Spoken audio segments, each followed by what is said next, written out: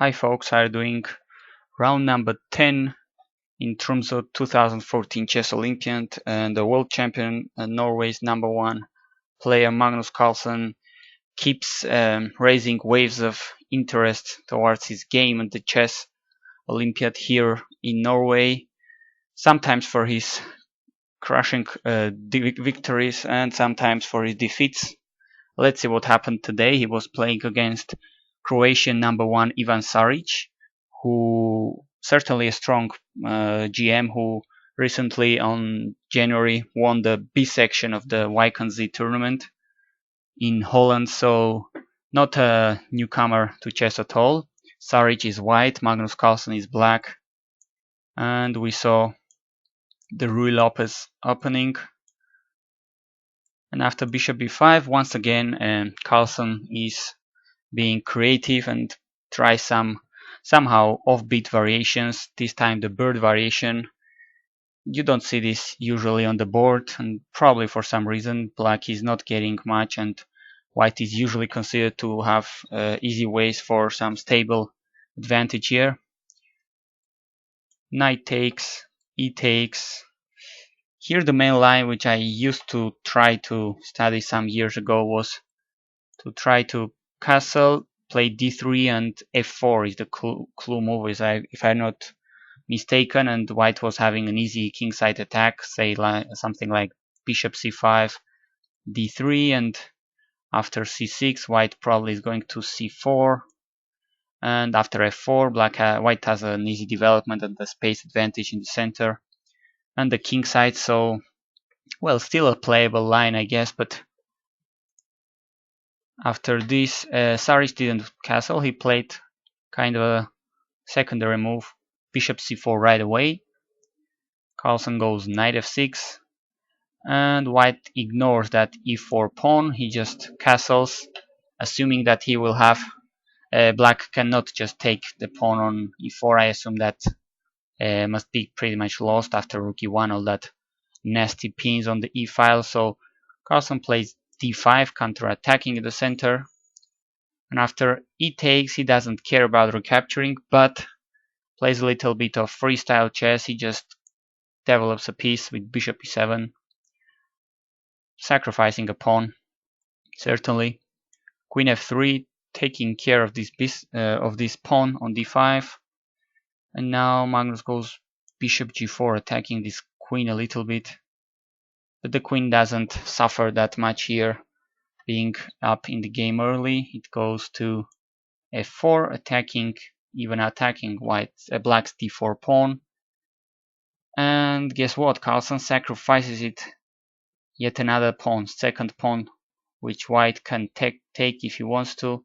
He didn't take it right away, but after h3, molesting a little bit this bishop to d6, intermediate attack on the queen, and now Saric takes on d4, being up already 2 pawns, and well, certainly an unbalanced position to assess. Of course, black got lots of development for the pawns.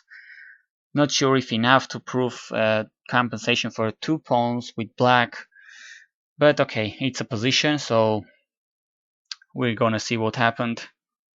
Magnus plays c5, he keeps attacking white queen, winning 10 piece, queen to d3, and now he goes back with the bishop. And as I said, okay, there is certainly a difference in the development. Black got almost all his pieces out, he castled. Meanwhile, white got all his queenside here not developed on the back rank. The queen has moved lots of times already, standing on d3, which doesn't seem the best of the squares in the world for the queen right now, because for instance bishop g6 could be in the air. But still, 2 pawns are 2 pawns, and we're talking about a strong, very strong GM like Saric with white pieces, so the game is certainly interesting, not a boring Berlin game like sometimes we're accustomed to see. Knight to c3, and another plus for Carlsen here, rook to e8, and white cannot contest this open e file, so another little plus for black, sorry. But now white tries f4 with the, I guess, subtle threat of g4, bishop g6, f5, kind of trapping this bishop, which is kind of misplaced. So this bishop not really feeling that great that now, but Carlsen counterattacks with similar ideas against white bishop on c4 with threats of b5, c5, c4. So a4 was played by white to stop it, and black stops white's threat with queen d7, controlling this clue f5 square, so that after g4 there is some things happening on f5, so there is not that much going on, with the bishop. Queen to g3 and knight e4 is what black plays. Okay, exchanging some pieces here. Rook takes, of course attacking the bishop, so b3, it's giving even a way of development to this dark squared bishop. Queen to c7, putting lots of pressure on f4, certainly some activity for black, but once again this is 2 pawns and not that a restricted position for white as it may seem. d3, Magnus really is struggling here to show compensation for the pawns.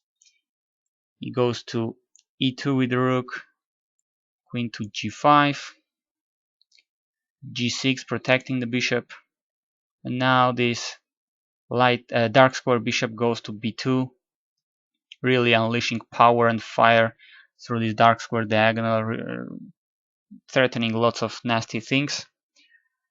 There was a possibility here, somehow crazy one, but g4 seems like it's trapping a piece, but there was of course an intermediate for black which attacks the queen with bishop e7, and it seems that white's option to keep having advantage here was to give back 1 pawn, queen takes, and to play queen d5, attacking f7, forcing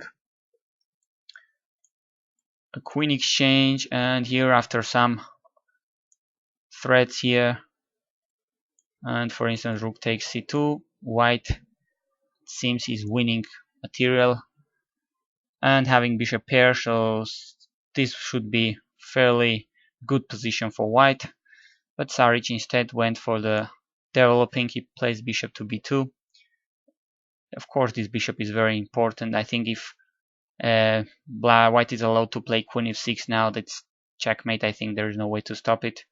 So Carlsen hurries to play bishop e7, otherwise queen f6 I think would be deadly. Saric plays bishop to f6, and now h6, intermediate move, like kind of distracting this queen. If it takes, bishop takes on f6, so Saric went rather confidently with bishop e5, and if h takes, bishop takes c7. This bishop is very badly placed here, and this passed pawn is rolling towards d8, so this must be won for white, like just a simple move like rook to e1, forcing black to exchange the rook would be very strong here. So after bishop e5, it's better for black to keep queens. Queen to d8 keeps having some possibilities.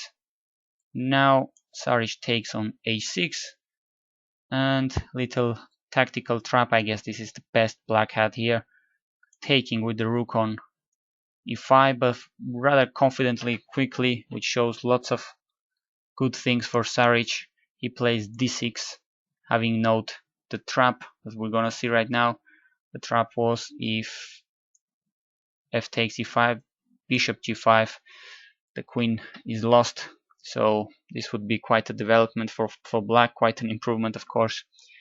But after rook takes e5, as I said, very quickly Saric plays d6, attacking the bishop on e7, attacking, of course keeps attacking the rook.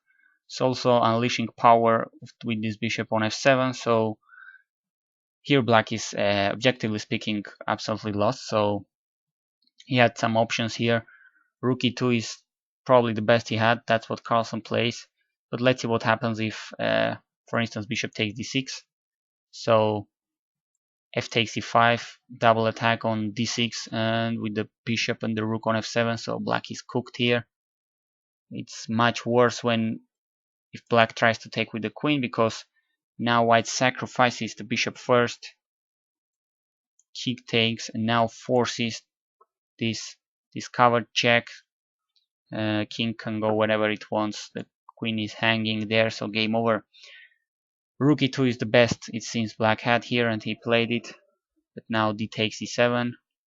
Queen took in d7 and f5.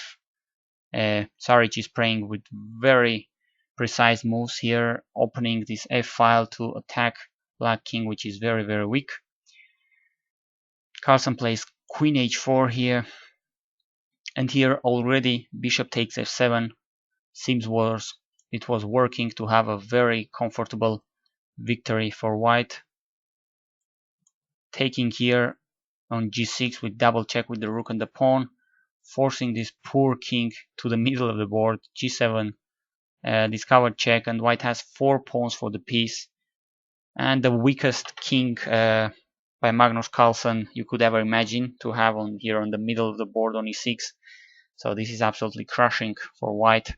Saric didn't go for this, he just played more solid, just doesn't want to give Carlsen any chance to make one of his famous swindlers and escape like Houdini from these positions.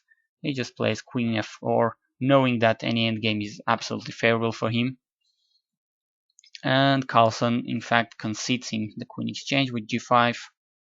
So queens are exchanged on h4, and this is all over. Rook f4, just a matter of some technique. Carlsen took on c2, Saric took on h4. Now bishop e2, rook e4 attacking on e2, rook d2 attacking d3, but Saric has more serious threats here, like attacking f7 with the bishop and the rook. Still Carlsen took on d3, I guess knowing he's absolutely busted. Bishop check, king f8 and f6, solidifying everything. This king is really feeling miserable right now. Apart from that, white still has 2 pawns. It still is up 2 pawns to protect it past pawns here, apart from this f6 pawn. Rook d8, and after bishop h5, almost everything is winning here.